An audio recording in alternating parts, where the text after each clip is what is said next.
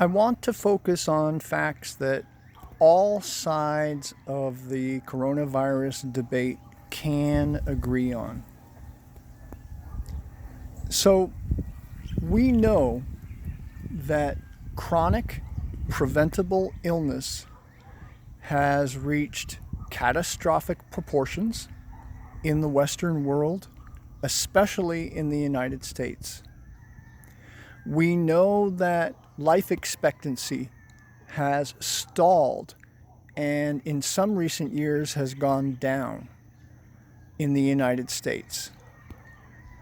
We know that what's called healthy life expectancy, which means the number of years that Americans can expect to live without being constrained and prevented from living normal life by chronic illness. We know that healthy life expectancy has been going down in a very significant way.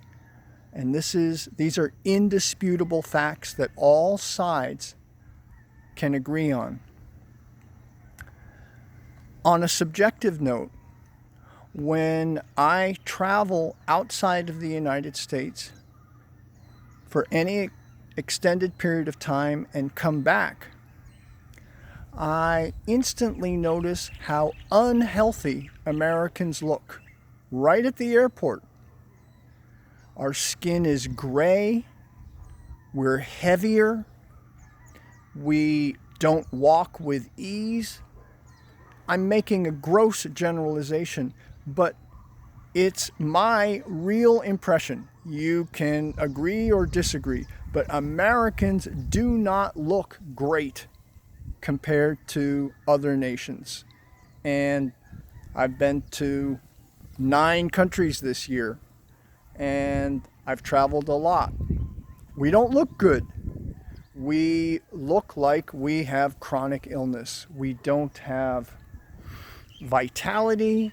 We're not exuding joy and physical ease of movement once we reach a certain age. So we know that not only is this my subjective opinion and impression, but we know that the facts and statistics bear out. Americans are in a catastrophic state of chronic illness.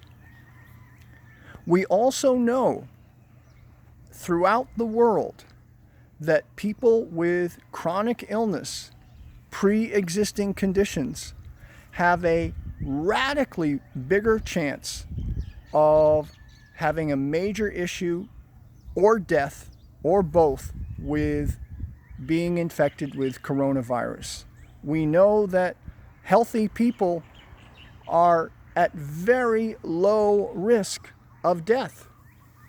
So the reason I'm bringing all of this up is because Americans have not changed in the last 6 months.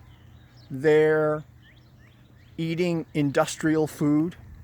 They're using industrial pharmaceutical products in their bodies. And by the way, we also know, I don't know the exact figure, you guys look it up, one of the leading causes of death in any hospital environment in the United States is not disease. It is incorrect prescription and use of prescription medications. That is responsible. Please include in comments if I'm wrong. I believe reading the figure 57,000 deaths per year are attributable in hospitals with prescription medications being correctly prescribed, ending up killing people. So the point is this: all of these are commonly known and accepted facts and figures and ideas. People are not changing their lifestyles radically, to my knowledge, in the last 6 months. We don't hear from the mainstream media stop eating this, that, and the other, stop living a toxic lifestyle. We don't hear any of that. We only hear about vaccines and hospitalization and social distancing and wearing masks.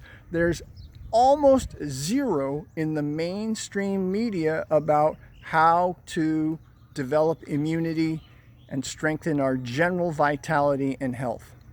So because we're not hearing that, we can assume that we are going to, as Americans at least, continue to accumulate more and more chronic illness.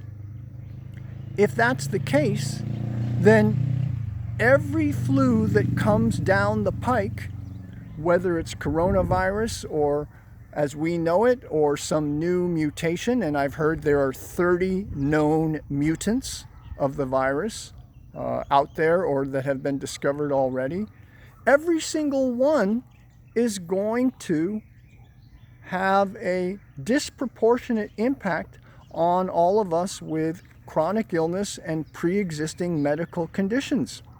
Preventable, by the way.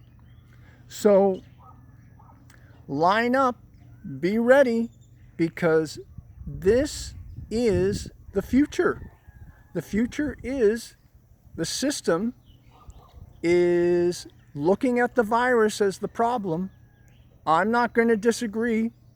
They're free to do so, but we are facing a long-term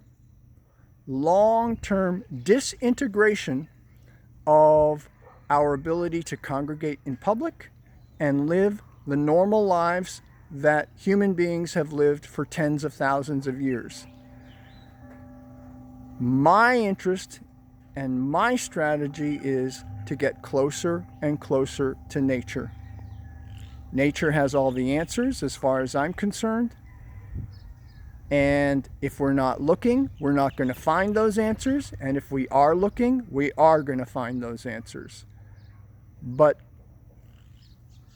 I don't see life returning to normal. And I urge my friends and whoever finds this message useful, I urge you to consider getting more and more, one step at a time, one day at a time, closer to nature, closer to producing your own food, and get increasingly free of the industrial economy, industrial products, and find more and more creative, wonderful ways to be the source of your own health, with the help of God, of course.